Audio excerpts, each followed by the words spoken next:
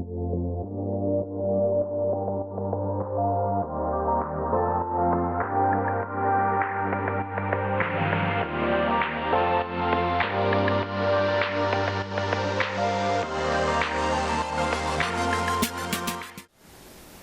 and welcome to my channel. This is Hugo Correa. Thank you for watching my videos. First of all, I hope that the ones that are my subscribers find this video useful, and the ones that are just seeing this video for the first time will do the same. Okay, so what happens is that I normally work in construction, remodeling, and all these things. And what you see here is something. It used to be a tub over here, and I turned it into a shower, walk-in shower, because it's necessary for somebody that is handicapped, somebody that is elder, that can't get into a tub anymore. And if you are frustrated with a small tub like me, that when you have a small tub, you get inside the tub and you just put like 1 gallon of water and it's enough to overflow once you step on it, because it's useless unless you have a little baby, you know. But anyway, if you want to turn it like that, you can see the videos where I'm turning this into a shower, you know, a nice walk-in shower with a glass door and stuff like that. But anyway, we're going to talk about the grouting part of this project. So I have a lot of years already, you know, almost 2 decades of doing this type of work, and you find a pattern or something that is important to consider when you are applying this grout, this stuff. So the grout is that cemented material there. It comes in different colors, it comes in different materials, meaning like the composition of them. In this case, this one is sanded back. I'm going to go over that in a moment. So when you have a surface ready for grouting, you want to consider a few things. First of all, you want to go around and find the little gaps around the tile, the joints, and make sure that with a knife you can score the excess mortar that is behind it, the thin set mortar. The reason is that you don't want that to show once you start putting your grout, because it's going to show, you know, if you're putting like a nice light grout, you're going to see like some gray color behind because you didn't clean enough. You can do it afterwards, little by little bit. It's good to just kind of go over your floors and your walls and your decorations, and you want to make sure that everything is nice and clean. Now, if you want to see how I install this nice and straight and level, I use a nice leveling system, I will encourage you to take a look at that. That is a cool thing that I'm using to level this floor, make it look nice. This floor was really messed up, but with this leveling system, it works really well. Anyway, so we're going to go ahead and clean everything. What I do is I normally use a vacuum when I'm cleaning, because that way you can extract all the dust out of the gaps and all those things, instead of just kind of sweeping or using a broom or using a sponge for that purpose, right?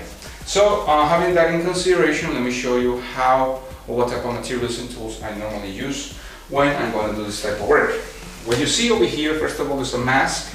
A mask is necessary in this type of jobs because you're using this fine dust that contains a lot of chemicals, a lot of stuff that in some states in the United States and around the world are banned, are known as carcinogens. So that means that it can give you cancer and stuff like that. So you want to make sure that if you do this often, you know, you protect yourself and you protect your, you know, your family anyway. So obviously a mask is really important to wear. What you see here is a sanded grout. What is a sanded grout? A grout that has sand, obviously. But that means that when you have gaps like this, up to 1/8 of an inch, this one's a little bit bigger than 1/8, you can use unsanded grout that is really, really fine, like powder, like, I don't know, like flour. That's how the consistency, right, of the thin end, really, really soft, really fine. But sanded grout has a little bit of sand grains and it's good for grip, and it helps you to fill these gaps to a bigger joint gap. So I want like 1/2 inch, 5/8. Obviously we're not doing that, we're here like 3/16 of an inch. But anyway, you can use that. Now, this type of grouts, this is a Carat Color 27 silver, is the one that I'm going to use here, and you normally will be able to just mix water with it, and that's it. But here are some situations. The problem is that sometimes this material will help the proliferation of mold and all these things, and you end up having some black lines everywhere and smell like a I don't know, a locker room wet towel situation. So you don't want that in your bathroom. And for that, there are a few things that are made. For instance, this material that is here is called a grout additive. I'm going to leave some links and stuff like that where you can get it. But the thing is that it will help you to avoid mold, mildew, algae, and odors caused by those bacteria. That's what it says over there. And I normally use it. Yes, it's a little more expensive than using water because this thing is like $50. That amount that is there, which is like 2 liters, 70 ounces, you know. But you're not gonna be on the floor trying to scrape those things everywhere with, you know, with chlorine and all this stuff trying to clean your bathroom. So you're not gonna be a slave of your bathroom when you use this, so instead to use this instead of water. So you're gonna mix that amount over there with that amount of acrylic. Now, for our job, we're gonna need a few tools. The tools is a small spatula, this little piece of, this one is like for paint, but the good thing is that it's good to kind of clean the excess grout when it's drying, so it's really good so you don't scratch your tile. But this is good like to form the shape of the little corners. Sometimes the grout applicators, the squeegees, are kind of hard to get into these corners. So you're gonna need like a real spatula so you can mix, you can pour things. Obviously some sponges so you can clean afterwards. And you're gonna need the grout applicators or the squeegees or the trowel, the grout trowel, whatever you wanna call it. You're gonna need a mixing drill with a nice spade, you know, like thing to kind of mix it up, you know, a mixer. You're gonna need a clean bucket and you know, few buckets with clean water so you can clean your stuff really well. Now let me give you another tip, really important. When you are mixing and you have all that grout over there kind of resume, I suggest you to have like 3 or 4 buckets extra. And the reason is that you don't want to pour that stuff inside your toilet for this reason, because all those cements are gonna go and are gonna clog your pipes. So what you want to do, like I have over here a little example, is that you have some dirty water that I mixed when I was putting the tiles, but you want to let the water resume, kind of sink down, all those particles sink. Then you can throw the tap water out and just kind of scoop the other stuff and put it in a garbage bag or whatever so you can dispose it correctly. Again, you don't want to throw that outside on the streets, on the curb, because obviously you're going to contaminate your waters. So that's really important to remember, all right? So what we're going to do is we're going to mix this material in that bucket, clean bucket, and we're going to start applying the grout in the way it is important. I know it's kind of long, this video, but I want to give you as much information as possible so you can do a really good job and understand what you're doing. All right, let's continue. Let's go over the topic of the grout mixing again. So you want to make sure that you maintain a nice and soft consistency on the grout. You don't want to have that grout too dry because it's going to be really hard to apply, and as you drag it around the surface, it's going to get really dry and it's not going to work and go into the little crevices that you clean really well, right? So normally what I do is that I make sure that it's not as dry as a lot of people would like to apply it. And the other thing that I like to make sure is that all the crevices and holes and gaps are really well filled. So if there's any void under the corners especially, then you're gonna have a problem. Let it set for a little bit, mix it back again, and you want to have that type of consistency that you see here. Not too wet, a little runny, but not too dry. So remember, clean those areas really well. Make sure that this is going to take a while, so whenever you are installing your tile, that tile has to be you know, nice and clean. So I avoid using a lot of thin set mortar on the floor, especially in the mosaics, because you don't want to have that mortar kind of just coming too much out of the tiles, and you have to clean it back later on. So you know, my rule is to start in the bottom so I can actually drag this stuff up, and because I don't want to make this video too long, I'm gonna just kind of speed up some of the areas. But overall, what you want to do is you want to cover those areas really well. You want to cover those corners, especially in the bottom, really well, to make sure that by applying the grout with the squeegee in a 45-degree angle, you have a lot of more penetration into the gaps.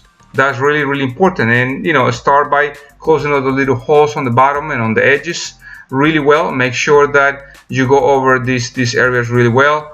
And if you feel like you don't have enough grout on the tool, you want to make sure that you saturate those walls, and then later on you just kind of wipe the excess grout. So you know, in this case, because you are working in larger areas, you want to make sure that you have some help.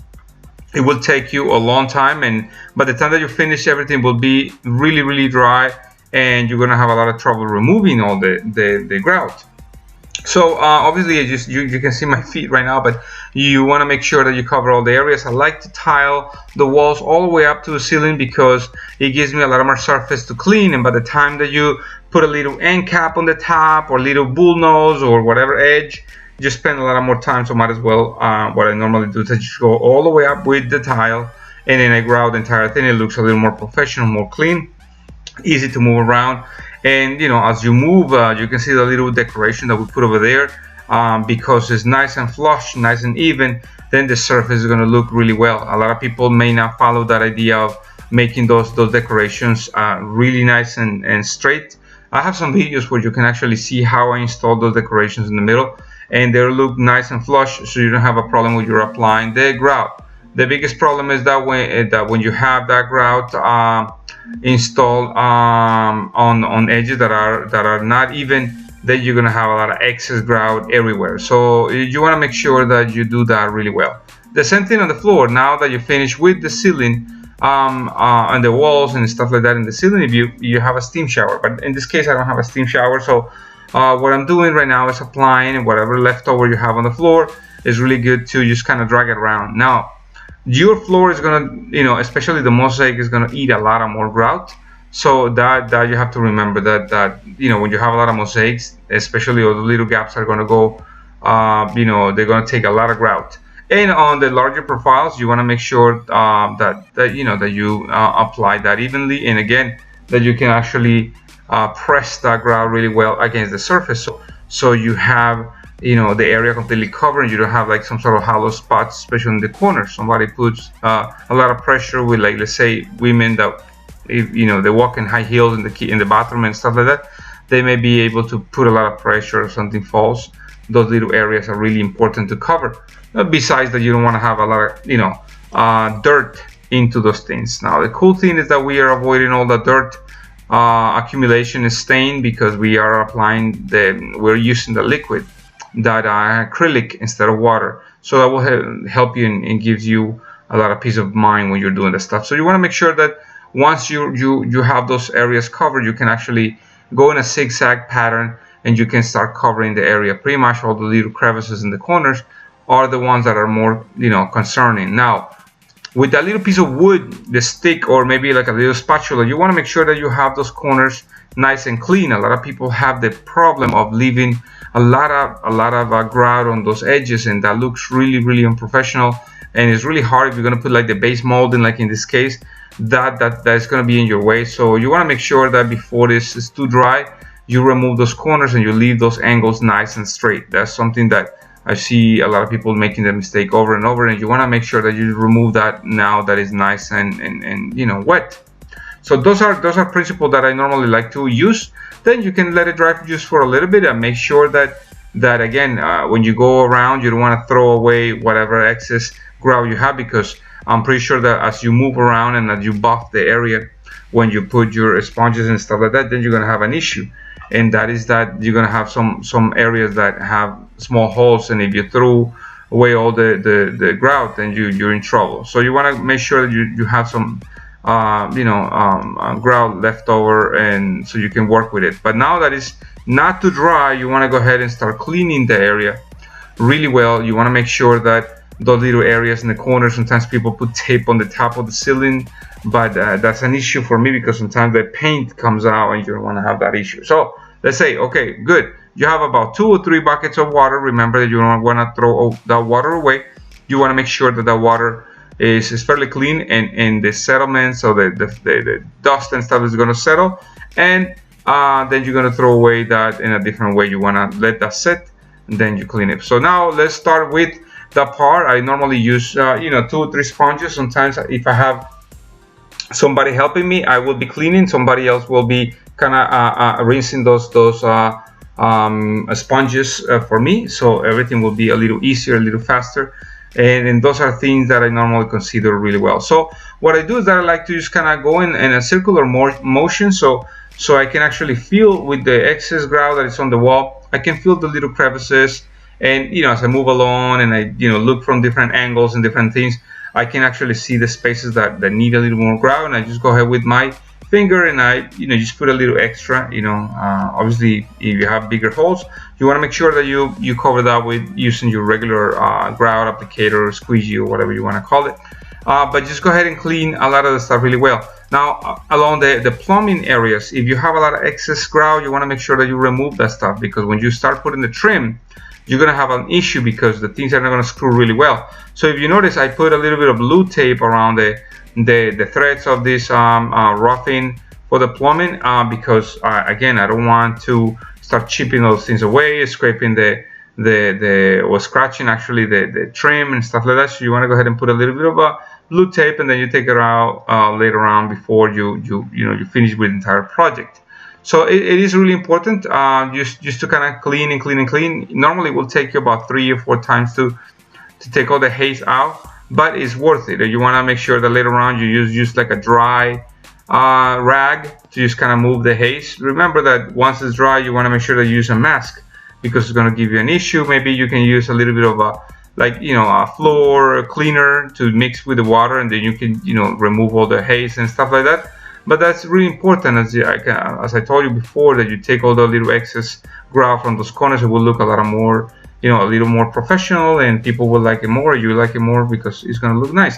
So these are the most important things before you look at your beautiful bathroom, and that's it. So I'm glad that this video will help you in the future. Thank you for watching my videos. Don't forget to subscribe, hit the little notification bell over there, and see any of these videos that are around me. I'll see you soon.